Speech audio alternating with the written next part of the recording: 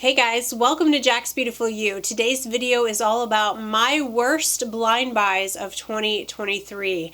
These are the perfumes that I really disliked, that did not work out for me, and I wish I hadn't blind bought them. I wish I hadn't spent my hard-earned money on these perfumes I had never smelled before because they just absolutely did not work out for me, and I wish I had tested them first. If you're new here, hi, my name is Jackie. Thank you so much for clicking on my thumbnail today. I really appreciate you being here. To my returning subscribers, thank you guys for all your continued support. I truly appreciate you. If you are not subscribed, please go ahead and hit that subscribe button and the notification bell so that you are notified every time I upload. And without further ado, let's get into this video.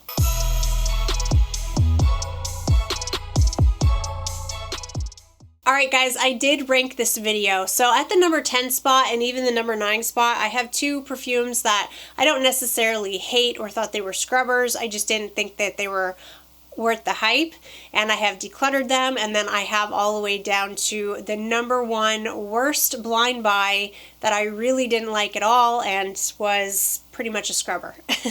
So let's start with the number 10 spot. All right, hold your tomatoes, okay? No rotten tomatoes thrown at me, please. Nobody come for me. Okay, I know a lot of people like this perfume. It's just my opinion. I'm going to scooch over here so I can put everything up on the screen because I don't have any of these perfumes anymore. In the number 10 spot, we have Burberry Goddess. I know a lot of you guys like this perfume, and I actually don't think it's bad. I didn't think it was a bad perfume. I didn't think it was a scrubber or anything like that. I don't know, it was so hyped, you know? It was so hyped. I was expecting this amazing vanilla perfume, and it is pretty. It's not like I didn't like it, but I just didn't understand why everybody was losing their minds over it. I really thought it was kind of just okay, you know? It was okay, it was pretty, but it didn't blow my mind and it didn't wow me, and I feel like I have a lot of other vanillas in my collection that I prefer.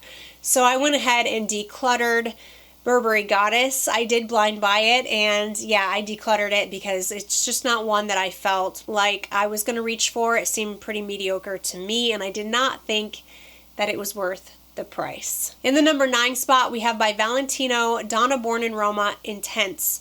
Now, I didn't think this was bad either, but I much prefer the original Donna Born in Roma. I love that perfume. To me, that is black currant and sweetness. There's fruitiness. There's jasmine in the original, but it didn't seem indolic or overpowering, and then it had this beautiful woody vanilla dry down. The Intense version was extreme in the jasmine department, I felt like. I felt like there was too much jasmine and it kind of leaned a little indolic to me.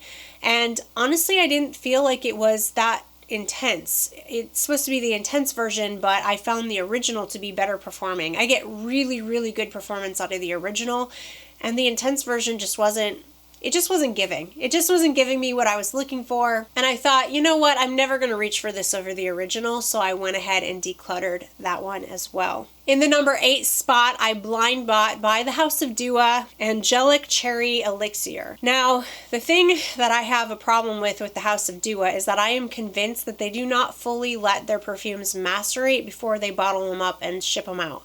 Because this perfume, when I first got it and sprayed it, it smelled absolutely terrible. But I had heard from many people that Dua is a house that you need to let the perfume sit. And there's a difference between oxidization and maceration, but I honestly believe the house doesn't let their perfumes actually macerate, which I can't prove that. You know, don't quote me on that. That's just my theory. Because the perfume just smells so terrible when you get it. Anyway, I sprayed it and let it sit for about a month and a half. I went back to it. It smelled better. It smelled a lot better, but it wasn't giving me what I was looking for. It's supposed to be a mix between a dupe for Tom Ford's Lost Cherry and a dupe for Kilian's Angel Share, and I thought that sounded like a great combo, Angel Share and Lost Cherry together, but really all I got was like a cinnamon Tom Ford Lost Cherry, and I was looking for something more on the Angel Share department, and that's not what I got. So anyway, I ended up decluttering it. I didn't think it was a bad perfume once it actually had time to sit, but it just wasn't giving me what I was looking for. So I went ahead and decluttered Angelic Cherry Elixir by the House of Dua. In the number 7 spot, we have by the House of Trussardi. This is Passeggiata in Galleria something Emanuele too. This perfume I purchased earlier this year, and I purchased it. I blind bought it because everyone was saying it had this gorgeous hazelnut, it smelled like Nutella perfume, and it also has tuberose in it, which I'm a big fan of tuberose, but that combo of hazelnut, Nutella, tuberose didn't work on me. I like both of those notes, but apparently I don't like them together. It just smelled kind of off to me. It wasn't a scrubber. It wasn't one that I hated. I actually wore it a few times to try to figure out how I felt about it. But it is a perfume that really started to get on my nerves over time, and I just realized I didn't love it. So it's a blind buy that I really wish I had tested first, but that's okay. You live and you learn, right? So I did go ahead and declutter that perfume. It just did not work out for me. In the number 6 spot, we have by Lattafa, this is Khamrah. Whoa, this perfume got so much hype, and I don't know if they actually meant for this perfume to be an Angel Share dupe. I mean, the packaging kind of looks like Angel Share, except it's square instead of round.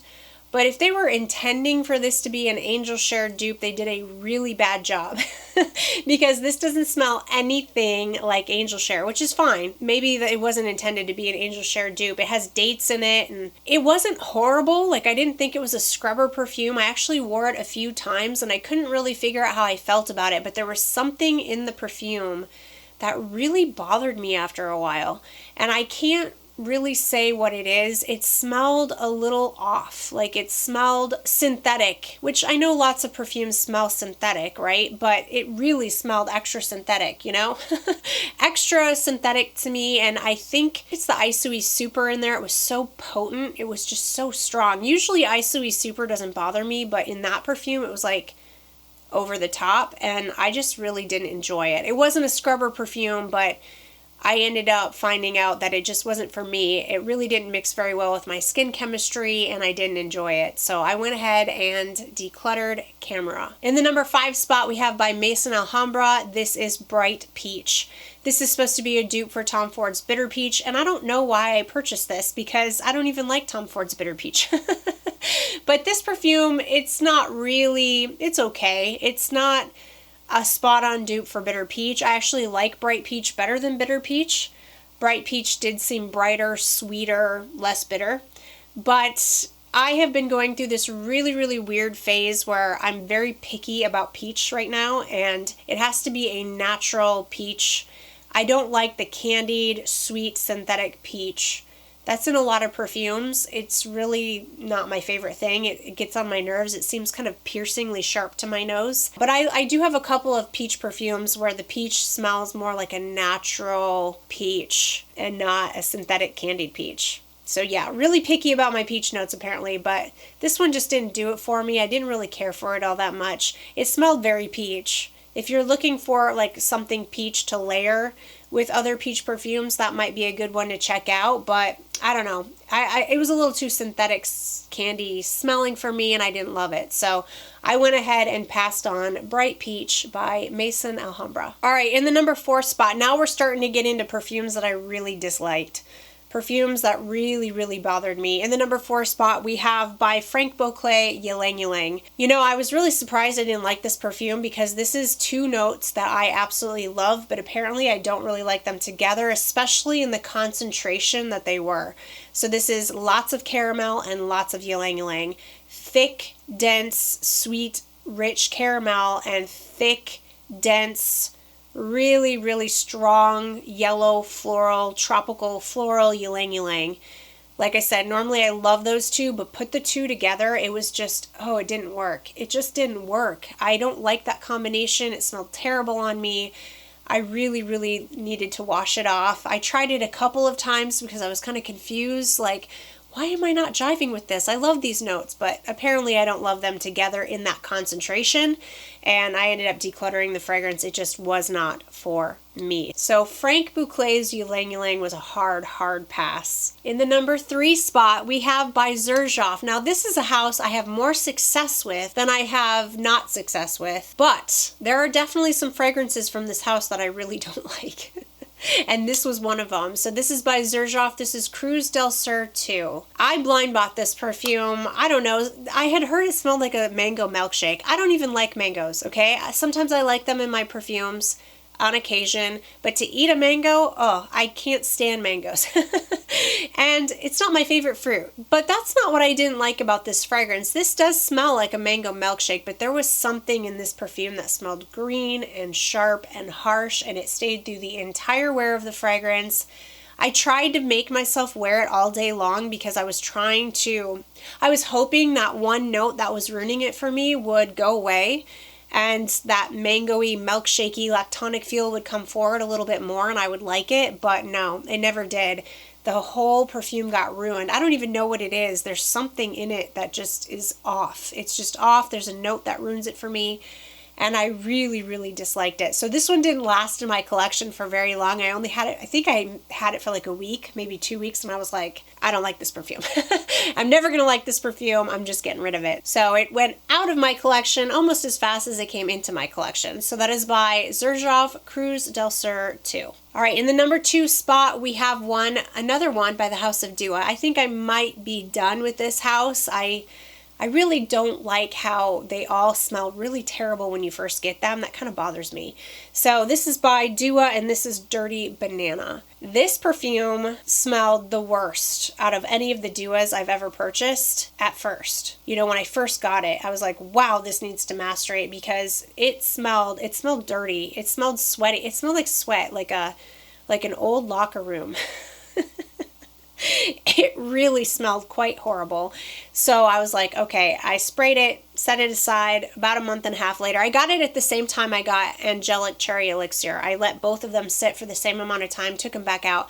And Dirty Banana did smell better. I actually got banana and I got some other stuff, but there was something that stayed in the perfume through the entire wear that smelled dirty. I feel like Dirty Banana is a good name for this because there was something off and dirty, almost sweaty smelling. It really was not great. I did not love it at all. So yeah, not my cup of tea whatsoever. I couldn't get that one out of here fast enough, and I don't recommend that perfume to anyone. I rarely say that, you know, for the most part. Usually when it comes to perfumes, I can recognize that they might not be my taste. I can recognize that, you know, they might be for someone else, but not for me. You know, it's very rare that you find a perfume that just absolutely sucks and you just don't think it's for anybody, but I'm kind of convinced that perfume is just not for anybody. Let me know if I'm wrong. Let me know in the comment section if you have ever tried Dirty Banana from Dua and if you like it, because I could be wrong. Maybe some people like it. So let me know if that is you, but for me, it is a hard no. All right, in the number 1 spot, the number 1 perfume that I really, really disliked and couldn't get out of here fast enough. I don't know. I don't know what happened with this one, but this is by Paco Rabanne, and this is Olympéa Intense. I was really shocked that I disliked this perfume so much because I love the original. The original Olympéa is just one of my favorites. I think it's one of my favorite summertime fragrances. It's salty, ambery, vanilla, and I love it. This was darker, like salty, but it was more amber and it was a lot of vanilla. It was more intense and it did have like more going on, but there was one note in that perfume. I don't really remember exactly what it was. It was some sort of floral note, and it really didn't, it was out of place. It was out of place in the whole perfume, and it was sharp and it was piercing, and it was like this salty vanilla, ambery vanilla that was almost so like deep and rich that it was almost like caramel. And I love that part, but this weird, piercing, sharp floral note was running through the entire wear of the fragrance, and it was freaking awful. I had to scrub it off. It just really came forward on my skin, and I really, really immensely disliked it. So that one didn't work out for me at all either, and I think that was just maybe a skin chemistry issue or a personal preference issue. I don't really think it's a bad perfume. I think there are a lot of people who do enjoy the intense version, but for me, something just did not work with my skin chemistry, and there was some floral note that was just really, really amplified. Yeah, that one just did not work out for me, and it was my least favorite blind buy of 2023. All right, guys, that's it for today's video. Those are my top 10 worst blind buys of 2023, and I want to hear from you. Let me know what your worst blind buys of this year were. what were some perfumes you thought you would love that you absolutely couldn't stand? And what were your most disappointing blind buys? Let me know in the comment section. Thank you so much for watching. If you did like this video and you found it helpful, please give it a thumbs up. Don't forget to subscribe to my channel. I hope everybody is having an amazing day, and hopefully I'll see you in my next video. Bye!